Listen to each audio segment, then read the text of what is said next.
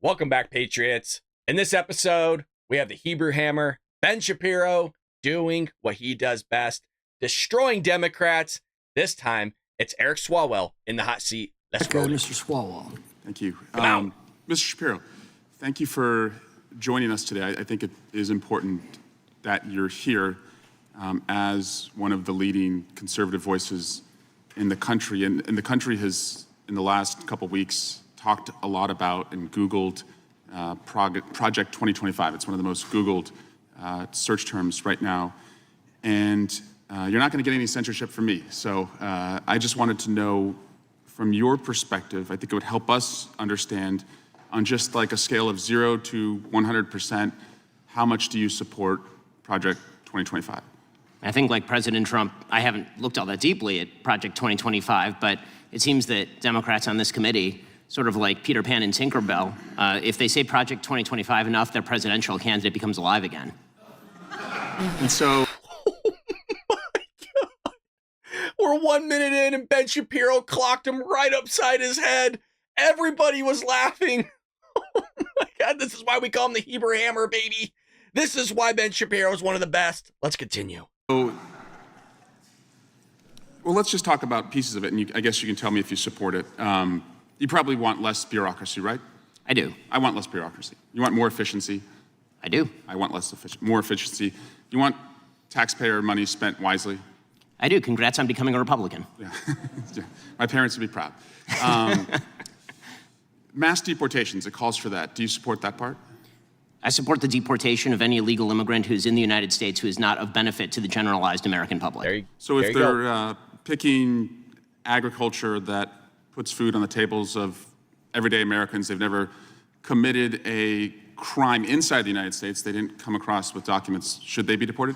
Whoa, time out real quick, folks. That's a very crafty way of posing that question. Never committed a crime inside the United States. The problem is, we know there's terrorists here right now that are working.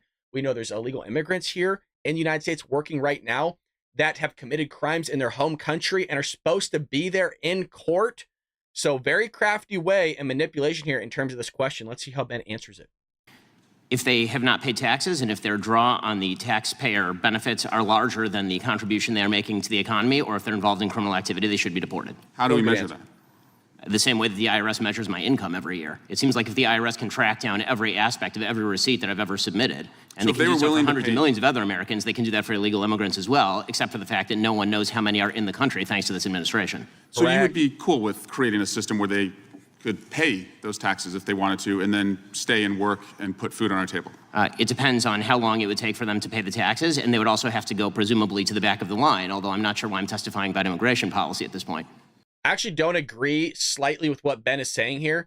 Yeah, to the back of the line, all those other things, but I don't think they should be allowed to stay as long as they're just paying taxes. The reason why is not only are you competing in the labor market with these illegal immigrants that should have never been here in the first place, but you're also competing them in the market for homes, which we know home prices are going through the roof. One of the reasons for that, in places like California, you can have a migrant take out a loan or get some sort of incentive program that's already been in place for them. And now you're competing in the market for a home, which causes demand go up, which causes the price go up.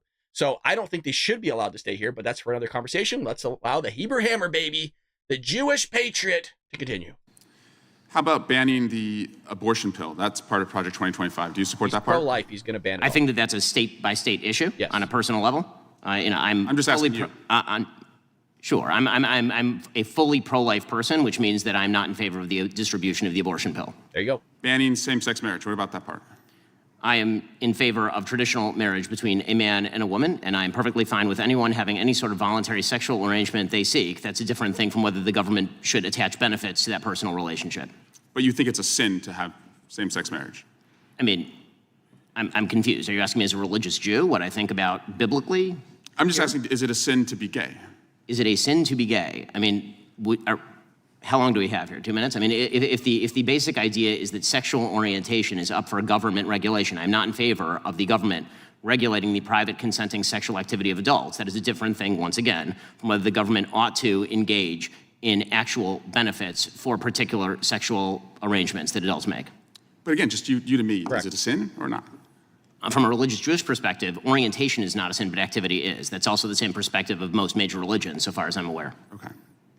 homosexuality is a sin. I mean, I'm a Christian. It's a sin. That doesn't mean it's a different hierarchy or level of sin. You know, somebody that's lusting after other women or watching pornography or doing something, that's on the same level as a sin as somebody that's acting out on homosexuality. So everybody deals with their struggles and their sins. I'm not really sure why he's questioning Ben on this. He sees the yarmulke. He knows Ben is a Jew. So it's a very odd line of questioning just altogether. I mean, they're not even here to discuss these types of things, but leave it up to a Democrat to be an a-hole. And how about cutting Social Security? Do you support that part of 2025? I'm not sure what Project 2025's position on Social Security is. I'm in favor of the restructuring of Social Security along the lines of privatization and lowering and increasing the retirement age, because you, as well as every other congressperson, knows Social Security is going to go bankrupt, and yet everyone seems to have an interest in lying about it for the next decade and a half until we have to take austerity measures or radically increase inflation or taxes. I don't even think Democrats are lying about it at this point. Democrats are openly saying, hey, well, at least you can get 70 to 80% of your Social Security when you retire.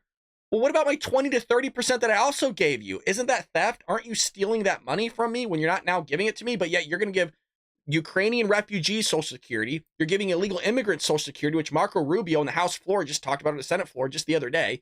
So this whole idea of a restructuring of Social Security, one, needs to happen.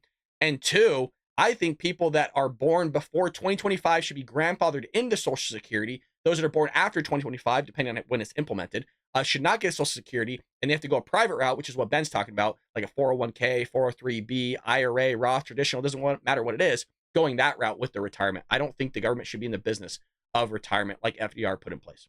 And bans against books about slavery. Do you support that part about? Why would I possibly be in favor of bans about books about slavery? That would be absolutely ridiculous. What I am in favor of is the idea that school libraries should be able to make decisions along the lines of what exactly is appropriate for, say, a seventh grader and whether they ought to be treated to cartoons and genderqueer. That's not quite the same thing.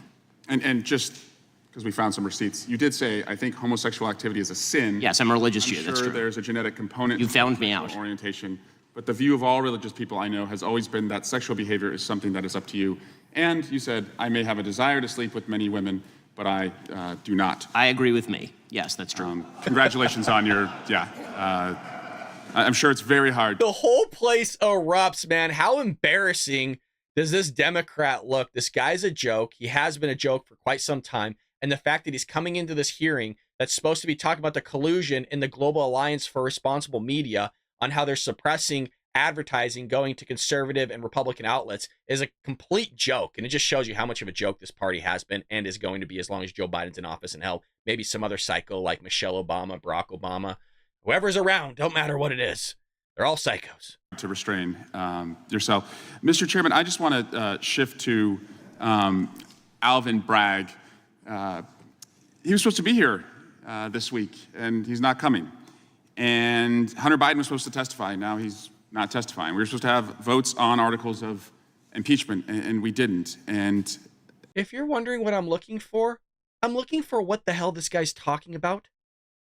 Again, we're just wondering, you guys write great press releases, but the payoff seems to never come. And so I guess we will keep waiting, and we'll do hearings like this. And finally, Chairman, you cannot yell fire in a crowded theater, and that's a restriction on speech, as you have recognized before, but you can yell theater in a crowded fire, and you all can continue to do that all you want, and we'll just waste the American people's time. Gentleman's time is.